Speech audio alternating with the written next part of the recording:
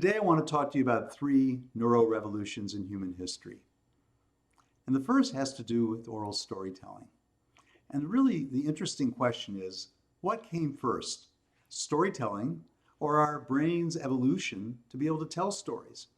And I'd like to suggest that it was a stair-step process, that storytelling impacted our brain's evolution and our brain's evolution impacted our capacity to tell stories, and likewise telling stories actually helped our brain evolve in very, very distinct ways. Now, we've been telling stories for a long time.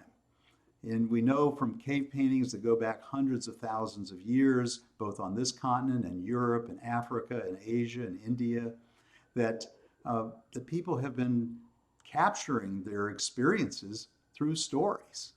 And the question is, why were they telling these stories about triumphs over other tribes or conquests in which they were able to take down a large woolly mammoth? I would like to suggest that these were like early PowerPoint for people.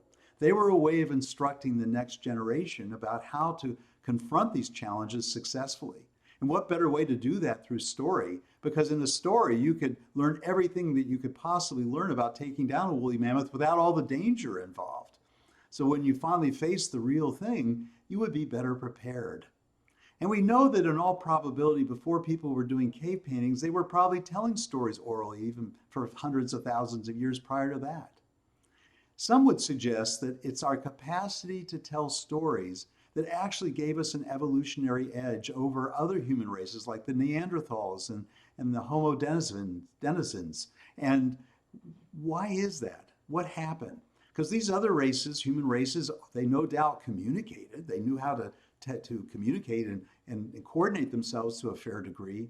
What happened with Homo sapiens is that we developed the capacity to tell stories that not only captured retrospectively what happened, but allowed us to be prospective, to plan, to organize ourselves in more complex ways. And that's what probably gave us the edge over these other races and allowed us to wipe them out.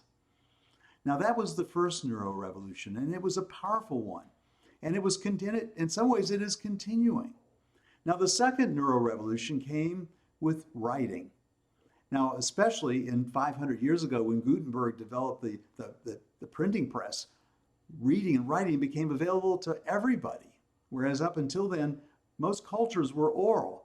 And people would tell stories, and they would tell stories sometimes for days, and people had a remarkable capacity to recall these stories.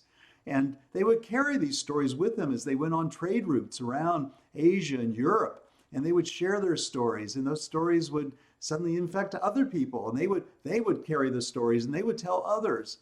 And that was the first sort of social networking that happened through story and the sharing of stories and knowledge in that way. And people had a remarkable capacity of memory. And I once knew a Scottish storyteller when I was teaching in Wales a number of years ago. He was probably the last of a dying breed. He knew 3,000 stories and ballads. I reckon that most of us don't even know hardly one story that we could recount that comes from the folk literature. So I think that something is changing. And I think that writing was part of that. You know, there's a very particular kind of unique story that it's at the end of the Phaedrus by Plato. And probably most of you haven't read the Plato lately, and it's an odd story that was stuck in, and it's about two gods, Thuth and Thamus.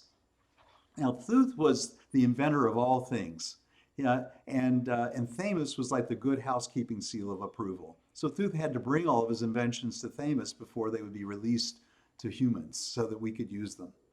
And one day Thuth came to Thamus. He was very excited. He had invented something that he was certain that was going to be a boon to humankind, and that was writing.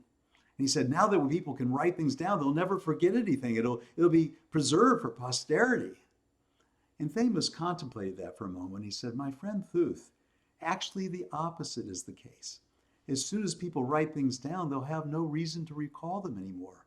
All the wisdom will reside in books. It won't reside here in their heads. Writing will actually make people more foolish, not wiser. Well, the jury is still out on that one. But that was the second neuro-revolution.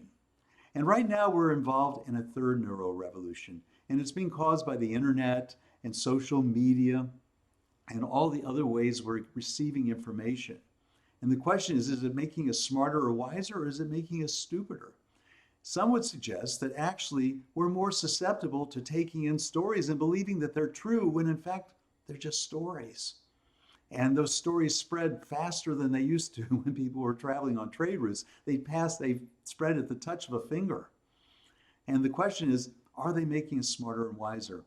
There's a recent study that was done looking at attention span, and it found out that human attention span is shrinking. We're down to about 8 seconds. That's less than a goldfish. Goldfish have an attention span of 9 seconds. So one of the things we're going to be exploring in these video essays is what happens with story and how can we revive the power of story in our lives to expand our awareness, to expand our intelligence, to expand our consciousness. I think we have to develop what I would call story intelligence to do that. So the jury is still out right now, but I think we're at a fork in the road, at a crossroads, and we have the opportunity now to make a huge impact on the future of the human race. And I think our existence is hanging in the balance.